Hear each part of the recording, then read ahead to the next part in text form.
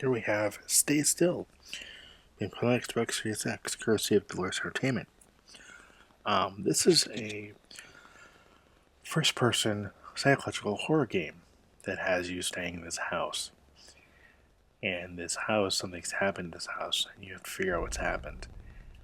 And this game is just kind of creepy. I do like the surrealistic look of the game.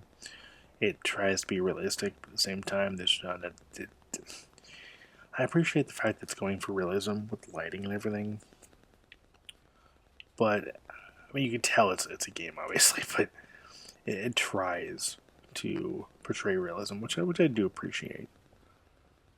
So first task is to find 3 fuses, and you'll use those fuses to turn the lights back on.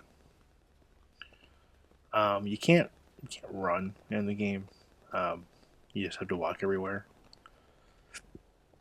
But the game does a really great job of like capturing, like I said, a bit of realism in the way that it's presented. At least it tries. It does give like a creepy vibe. The whole game does feel a bit creepy and a bit unsettling at times. Now, actually, I take that back. I just have to sleep first. I forgot. You have to meander around the place and then go to sleep. And then you find the fuses. So this game doesn't hold your hand, and it doesn't hold your hand on purpose, which I can appreciate to a degree. But like when you go through, I guess I might need to do the fuses first. When you go through and then get to the later half of the game's not very long. I think the game's like 3 hours long. It's like not very long at all. Um, but when you get to the later half of the game, it gets confusing because it doesn't tell you where to go. It just gives you like a subtle clue. It doesn't say, hey, go here, or hey, check this out. It just kind of has you leaving yourself to your own devices. For instance, if I hit the pause button, it'll tell you, find the fuses to fix the fuse box. That's it. It doesn't tell you where the fuses are. It can tell you to find keys. It doesn't tell you where the keys are. You just have to figure it out. And again, that's part of the it's part of the aesthetic of the game. It's part of the feel for the game.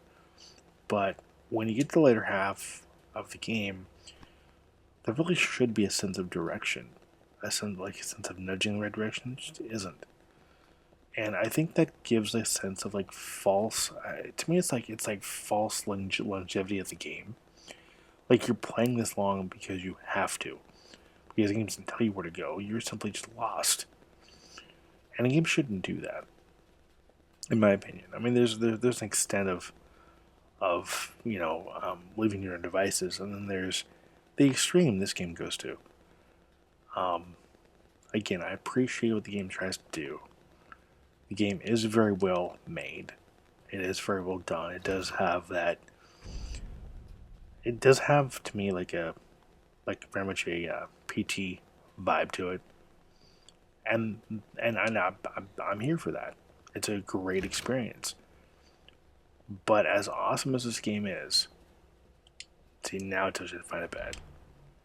How awesome as this game is, okay, get some naps. Um, there's just no direction, like I said. Um, and again, I understand where they're going with that. I appreciate that. I can respect that. But at the same time, there should be a means to find hints. There should be a means to nudge the player in the right direction. Don't give the game a false longevity. Don't make the game longer than it has to be because the player gets lost. That, to me, is bad game design. Now you can fault me for not being able to play well. That's fine. Go ahead. But this game just should not be. It should not have false longevity. Is all I'm saying. It shouldn't take the player getting lost and frustrated to the point of not wanting to continue. The game's meant to be played and enjoyed, not an exercise in frustration. and anger management. Although I guess some games can be, even though they don't intend to be. But yeah, this game, like I said, this game is a really fun and enjoyable experience until you get to the point where you're just lost, and that'll happen about the latter half of the game. Um, and in some cases, it might happen at the beginning of the game. That is possible because again, the game does not hold your hand.